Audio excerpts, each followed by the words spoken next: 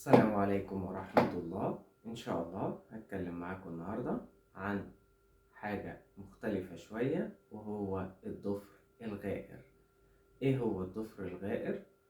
الضفر الغائر هو ده مرض ولا ده عرض ولا إيه بالظبط؟ إيه أسبابه وإيه هي طرق علاجه؟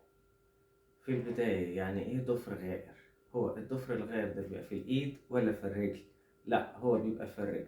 طيب هو بيبقى في كل أصابع الرجل، يعني الضفر في كل أصابع الرجل، ولا في صباع واحد؟ لا، هو بيبقى في صباع واحد بس، وهو الصباع الكبير. طيب هو لازم يبقى في الرجلين ولا ممكن رجل واحدة؟ لا، هو ممكن رجل واحدة، مش شرط يكون في الرجلين. طيب يعني إيه الأول ضفر غائر؟ الضفر الغائر إحنا عارفين طبعا إن الأظافر ديت بتبقى هو الجلد الميت اللي بيبقى في الجسم، كل ما بينمو هو اللي بيسبب الضفر ده ونمو الضفر، اللي هو ده الطبيعي، ده النورمال. طيب الضفر الغائر ايه مشكلته؟ هو بيبقى جوه شوية، اصل اسمه غائر. لا، هو المسألة في نمو الضفر ذات نفسه. الضفر ذات نفسه بينمو للداخل، فبيعمل مشكلة ويعمل احمرار والتهابات وألم. يعني الأعراض بتاعته دلوقتي، وهو الضفر لما بيجي ينمو بينمو للداخل فبيعمل مشكلة. تمام. طيب ايه المشكلة اللي بيسببها او ايه الأعراض؟ بيسبب أول حاجة ألم. طب احنا ليه اتكلمنا على العظمة الشوكية وليه بنتكلم على الضفر الغائر؟ وليه الموضوع يعني بيبقى رخم أوي في الرجل؟ يعني أصل الرجل أصل أي ألم في الرجل الواحد ما بيقدرش يمشي، حتى ما يقدرش يدخل الحمام. احنا عاوزين نعرف دلوقتي إن الرجل أو القدم دي أبعد حتة عن القلب. طب انت ليه ركزت عن القلب؟ لأن القلب هو مضخة الدم للجسم كله، فأبعد جزء عن الجسم هو بيكون أكتر ضرر لو حصل قصور في الدورة الدموية أو عندك مشاكل في الدورة الدموية أو تركيبة الدم ذات نفسه. يعني إيه تركيبة الدم؟ يعني مريض عنده سكر، نسبة السكر عالية في الدم، ده بيأثر. مريض عنده دهون، عنده سمنة، دهون ثلاثية ودهون ضارة وكوليسترول زايد، فده بيأثر. إيه ده؟ هو الموضوع ده بيأثر على القلب وعلى تركيبة الدم ذات نفسها، وعشان كده الدم ممكن مبيوصلش الكفاءة في الأطراف. طيب نرجع لموضوع الظفر الغائر. احنا قلنا دلوقتي الضفر بينمو لجوه وبيسبب كده ألم. كلام جميل. هيسبب ايه كمان؟ هيسبب احمرار، ممكن كمان يحصل تورم في الصباع المصاب. طيب هو ممكن الموضوع يتطور أكتر من كده؟ ممكن يتطور لأكتر من كده ويسبب بعد كده عدوى ويخرج صديد. تمام. طيب احنا في الحالات اللي زي ديت الناس بتقدر تمشي على رجليها؟ بتقدر تمشي على رجليها، بس بيبقى المشكلة بيبقى فيه ألم ووجع مع كل خطوة بياخدوها، وممكن كمان تلاقيه رافع شوية مشط الرجل اللي قدام عشان ده ما يلمس الأرض، يبقى ماشي أكتر شوية على الكعب. طيب الضفر الغائر. طيب احنا عرفنا دلوقتي ايه هي الأعراض بتاعته. طب هو ده بقى بيجي من ايه؟ عشان نحافظ، الوقاية خير من العلاج. أولا ده بيبقى نمط حياة. في ناس بتبقى عندها يعني مشكلة شوية في موضوع قص الأظافر، ممكن بيقص الأظافر بطريقة خطأ فبيخليها تنمو بطريقة خطأ، وخصوصا اللي بيقصها بشكل دائري يخليها لفة كده. هي دي برضو بتبقى مشكلة، اللي هو المقوس. أو القص الخطأ اللي هو بيبقى بيقص لجوه قوي، اللي هو الضفر يبقى داخل جوه الصباع ذات نفسه. بس طبعا احنا بنتكلم على صباع الرجل مش صباع الايد. الضفر الغائر في في القدم. طيب في ايه كمان؟ الناس اللي بتبقى لابسه كعب عالي شويه، هو ممكن يحصل للرجاله وللسيدات، ممكن يحصل للاتنين.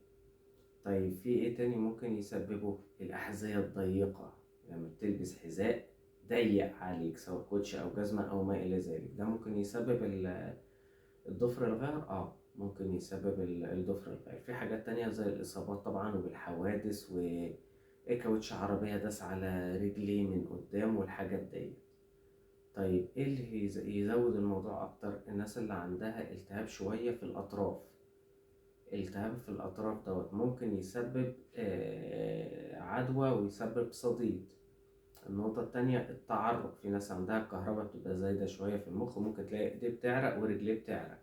الرجل لما هتعرق ده ممكن يزود الانفكشن شوية. ويزود العدوى الفطرية اللي هي من الفطريات، نرجع عن الفطريات. كل الحاجات ديت ممكن تسبب طبعا لو باخد بالي او عندي ضفر غائر، بس الحمد لله مش مسبب لي مشكلة، كويس، بس تحافظ. وهنقول طرق المحافظة ازاي.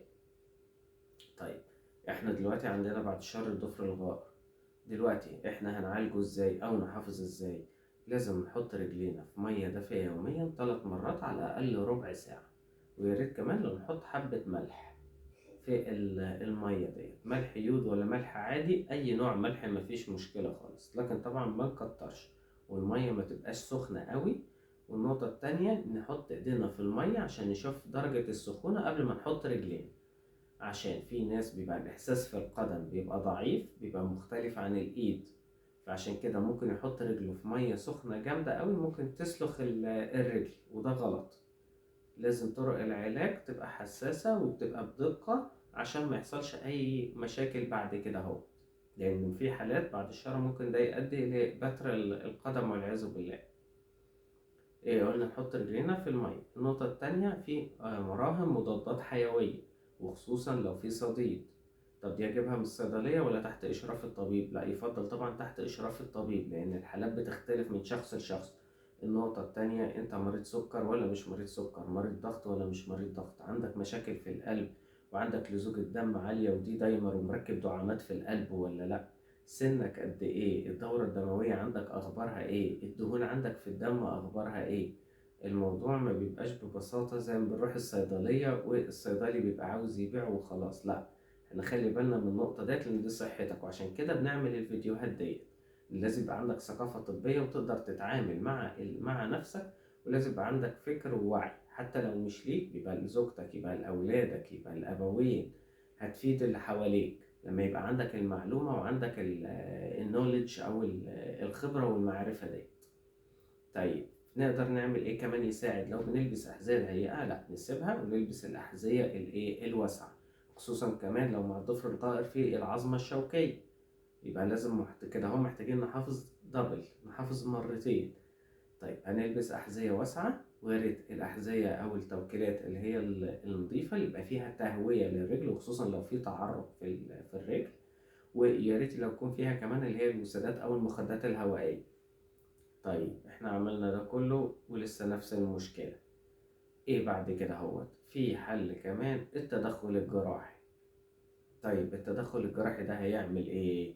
الطبيب يا اما بيشيل جزء من الضفر او بيشيل الضفر كله، بالاضافة لمواطن نمو الضفر، ده ممكن بيموتها بالليزر او بالمواد الكيميائية بحيث الضفر ما يطلعش خالص.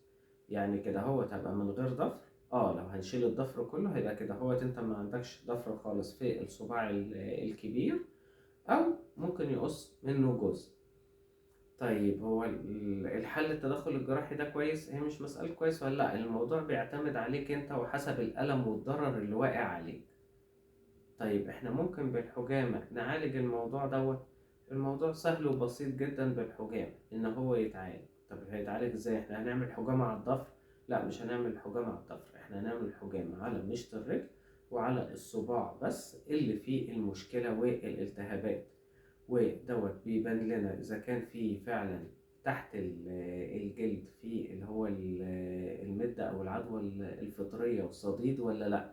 الحاجات دي كلها لما بتطلع وبتنشط الدورة الدموية ونحط رجلنا كمان معاها في مية دافية، احنا كده بنصلح المشكلة، لأن الضفر برضو في بعض الحوادث الضفر أصلا يعني بيتغير مكانه. طب احنا ديت ممكن نعملها، ممكن دي نعملها مفيش مشكلة، نحط رجلنا في مية دافية وبنلين الجلد، نقدر ان احنا نعدل مساره لو هو فيه اعوجاج او ما الى ذلك، منحتاجش التدخل الجراحي ولا العملية ولا ان احنا نقتل مواطن النمو الضفر خالص. هو الموضوع سهل وبسيط، لكن محتاج يبقى عندنا النولج أو المعرفة بيه. لازم يبقى فيه محافظة، نلبس شرابات واسعة، نحط رجلينا في مية دافية. والموضوع هيبقى سهل وبسيط، لكن الإهمال لفترات طويلة ولحد ما الموضوع يبقى كريتيكال، أكيد لما هتروح للدكتور هيقولك لا أنت لازم على طول تدخل جراحي، على طول لازم عملية. ليه؟ لأن أنت أهملت قبل كده فترات طويلة، وده مش صح. لازم يبقى عندك النولج، لازم عندك المعرفة، لازم تحافظ على نفسك. لازم من الحاجة ضايقتك مثلا ولابس كوتش ضيق، لا نجيب كوتش كبير، كوتش واسع. لازم نخلي بالنا في عدوى فطرية، عندك كهرباء زيادة، رجلك بتعرق، لقيت في صديد وأهملت مرة واتنين وتلاتة وعشرة، لا الموضوع بيختلف طبعا من شخص لشخص. وبرضه لو في عندكم أي سؤال أو أي استفسار سيبوه لنا في التعليقات وإحنا نجاوب عليه. ودمتم بصحة وعافية. ومنساش الاشتراك في الصفحة على اليوتيوب، في القناة على اليوتيوب والصفحة على الفيسبوك. والسلام عليكم ورحمة الله وبركاته.